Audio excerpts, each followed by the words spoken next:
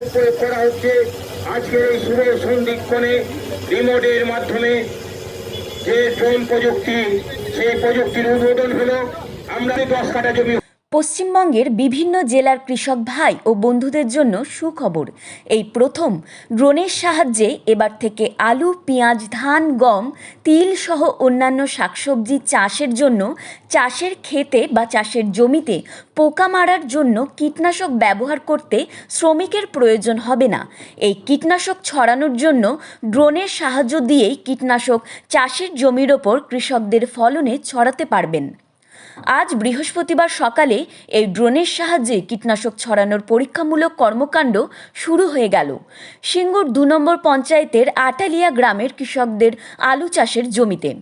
এদিন এই পরীক্ষামূলক কর্মকাণ্ডে উপস্থিত ছিলেন পশ্চিমবঙ্গ সরকারের কৃষি বিপণন দপ্তরের মন্ত্রী বেচারাম মান্না, হুগলি জেলা পরিষদের কৃষি কর্মাধ্যক্ষ মদন মোহন কোলে ও আরও উপস্থিত ছিলেন সিঙ্গুর বিডিও সৌভিক ঘোষাল সহ সিঙ্গুর পঞ্চায়েত সমিতির কর্মাধ্যক্ষরা।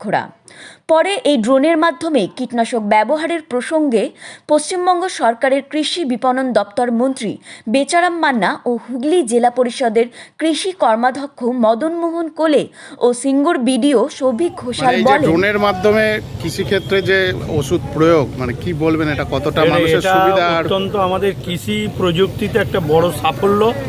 এতে অনেক সময় কম খরচে বেশি এলাকা জুড়ে স্প্রে করা যাবে এবং মানুষের যে ম্যানিং সেটা আমাদের কমবে এবং কৃষকরা একদিনে একটা পুরো মাঠকে তারা স্প্রে করে দিতে পারে। এতে কি হবে, একজন হয়তো কেউ ওষুধ দিল, পাশের জমিতে চলে যায়, এটার পাশের জমিতে যাওয়ার কোনো স্কোপ থাকবে না। সমস্ত এলাকাটা জুড়ে করে দিলে তাহলে ওই মাঠেরই পোকা বা আগাছা যারা থাকবে সেগুলো মারা যাবে।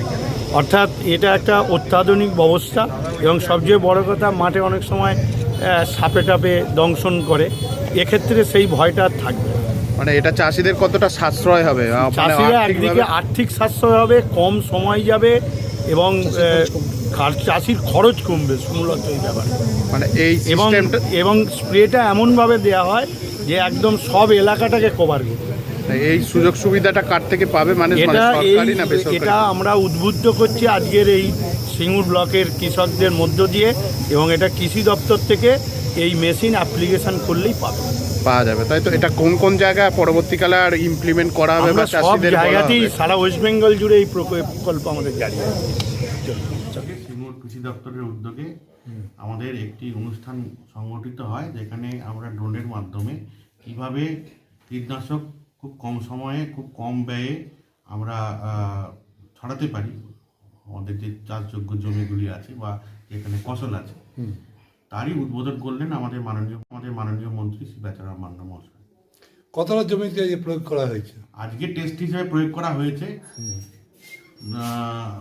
পুরোটা আজকে কতটা জমি সেরকমভাবে আমি বলতে পারবো না এই মুহূর্তে, কিন্তু আগামী দিনে এটা করা হবে এবং সারা পশ্চিমবঙ্গ ব্যাপী এই উদ্যোগ নেওয়া হচ্ছে।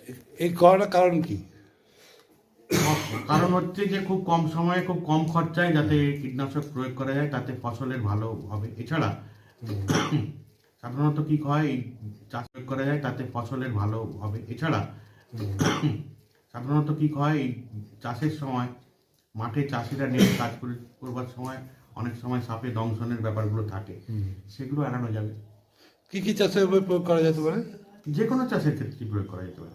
আলু মাধ্যমে যে কৃষি জমিতে কীটনাশক স্প্রে করতে হবে, আমাদের রাজ্যের মন্ত্রী মাননীয় বেচারাম মান্না আমাদের অনুষ্ঠানে যে উপস্থিত ছিলেন, সঙ্গে ছিলেন আমাদের জেলার কৃষি আধিকারিকদের মধ্যে সকলেই উপস্থিত ছিলেন, আমাদের এডিএ সাহেব সিঙ্গু, এরপরই তারকেশ্বরে হবে।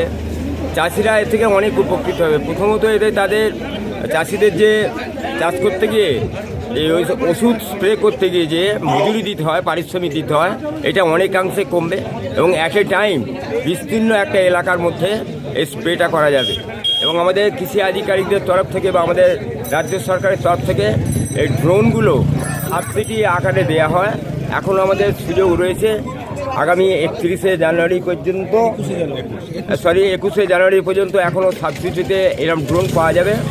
এর ফলে হবে কি, যে পোকামাকড় যেসব কৃষি জমিতে থাকে, একটা এলাকায় যতখানি জমি আছে অ্যাট এ টাইমে যদি সেটা স্প্রে করে দেওয়া যায় পোকামাকড় মরবে, এতে উৎপাদনও যেমন একদিকে বৃদ্ধি পাবে, খরচও অনেক কমবে। আগামী দিনে এই প্রযুক্তিকে কাজে লাগিয়ে সারা পশ্চিমবাংলা কৃষকরা অনেক উপকৃত হতে পারবেন, কারণ এটা প্রযুক্তির যুগ। আগের যে গায়েগতর খাটার দিন ছিল কৃষকদের, সেটা অনেকটাই লাঘব হবে এই প্রযুক্তির মাধ্যমে, এবং এই প্রযুক্তিকে যদি ব্যবহার করা যায় উৎপাদন অনেকাংশে বৃদ্ধি পাবে বলে আমরা মনে করি। এটা হুগলি জেলা ছাড়া অন্য কোনো আর জেলায় কি রাজ্যের ইমপ্লিমেন্ট হচ্ছে বিষয়টা, না। জোর দেওয়া হচ্ছে এই প্রযুক্তি? সমস্ত জেলাতেই আমরা এই কৃষি দপ্তরের পক্ষ থেকে, রাজ্য সরকারের পক্ষ থেকে যে ব্যবস্থাপনা করা হচ্ছে, এতে সারা পশ্চিমবঙ্গের প্রতিটা জেলায় এরকম করে প্রোগ্রাম করে সেখানে কাজগুলো শুরু হয়ে যাবে।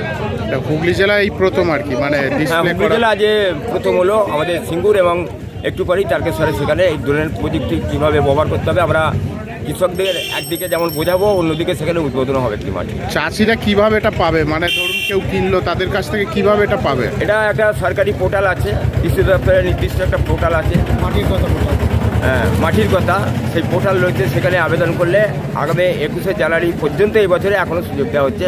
সেখানে না, বিভিন্ন কভারের যতখানি করবে এরিয়া সেভাবে দামটা নির্ধারণ করা হয়। সর্বোচ্চ 3 লক্ষ টাকা সে সাবসিডি পাবে, এবং অ্যাটলিস্ট 50% যে কোনো মেশিনে সে বা এই ড্রোনে সে সাবসিডি পাবে কৃষক। হুগলি সিঙ্গুর বিধানসভা থেকে প্রদীপ বসুর রিপোর্ট, টার্গেট বাংলা নিউজ।